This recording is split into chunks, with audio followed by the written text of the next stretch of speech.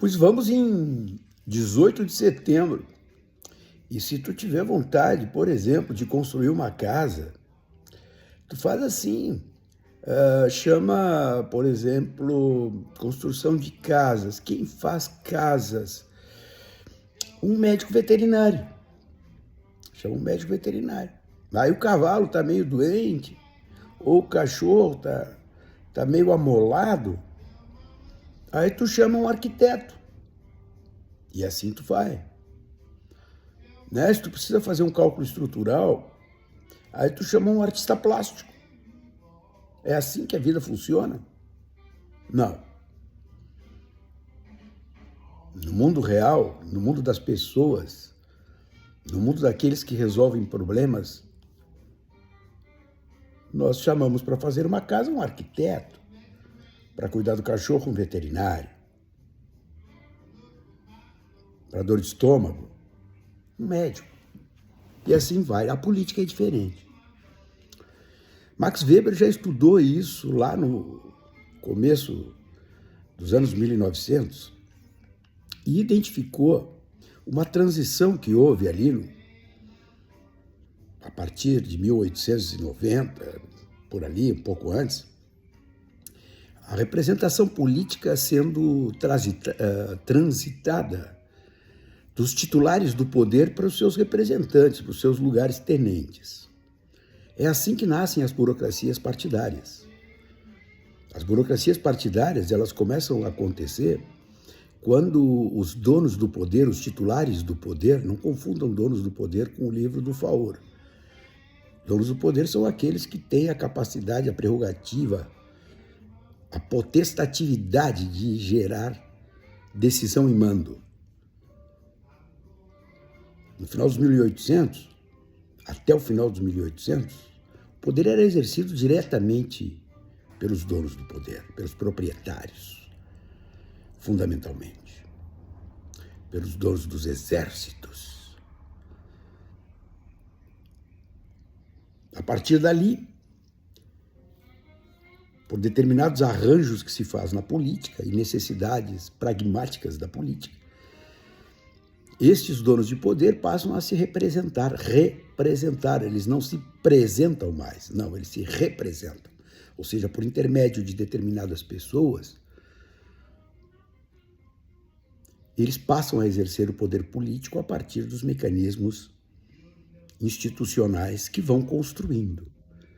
Quando a gente fala da burguesia, nós não estamos falando de endinheirado, nós estamos falando de classe, de estamento, de estruturação social organizada que, num determinado período da humanidade, instituiu um modo de exercício de poder.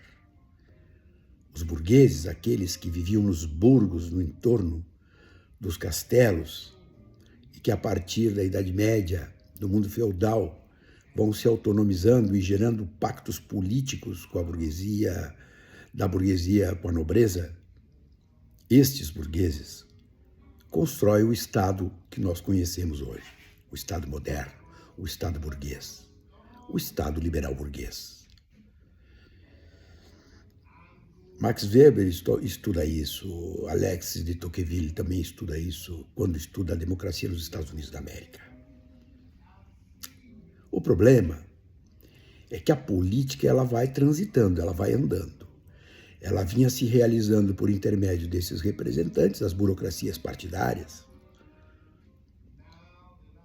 E aos poucos ela começa a receber derivações, muito a partir das inovações tecnológicas que a humanidade constrói para si, especialmente quando falamos em comunicação.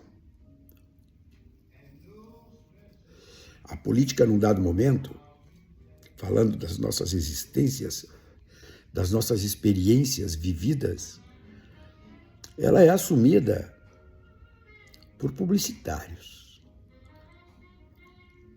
Não existe um político que apareça numa fotografia sem estar rindo.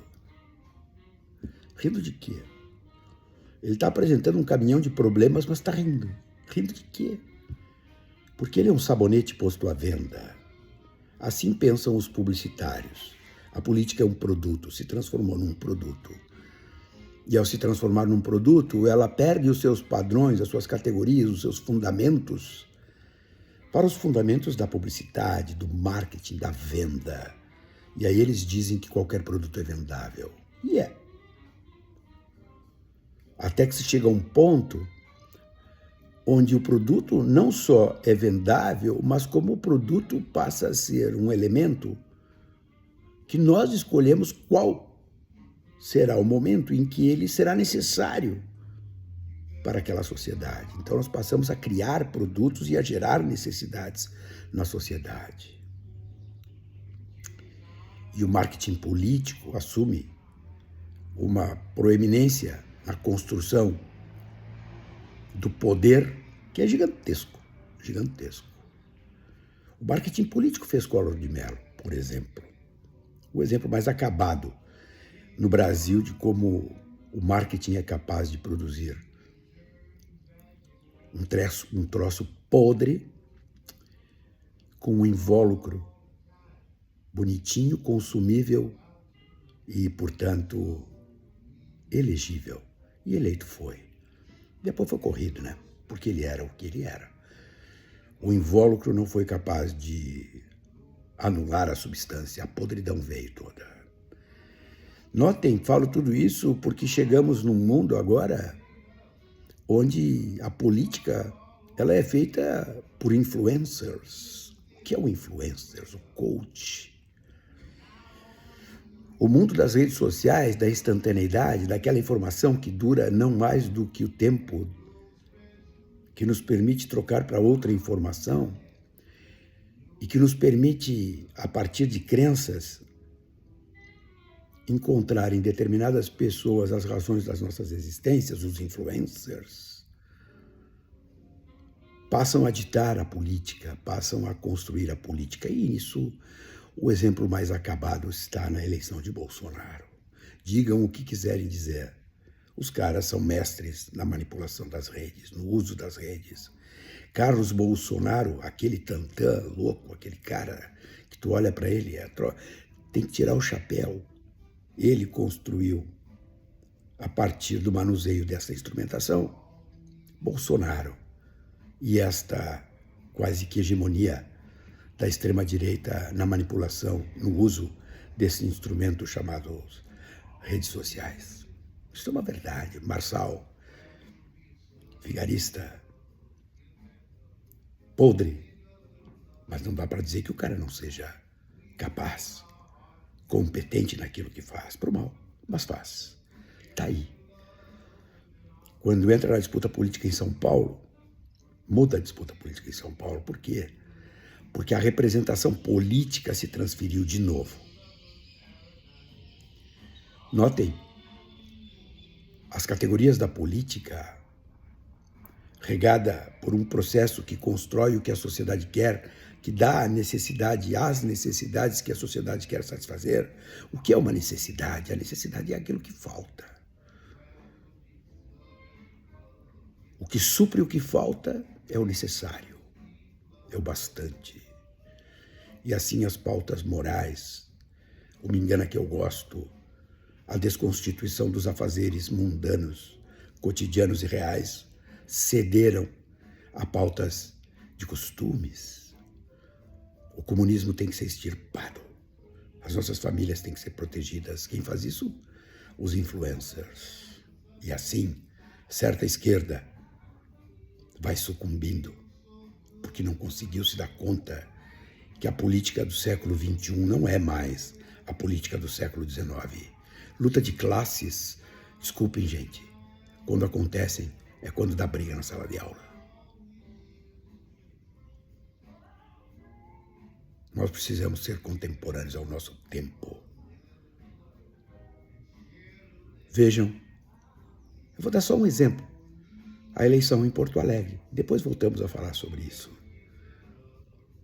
Quem vai ganhar as eleições em Porto Alegre? Tendo Porto Alegre passado pelo que passou, a esquerda é incapaz de compreender esses processos. E nós estamos aqui para quê? Bom, vamos construir casas. Contratem um veterinário. Um grande abraço.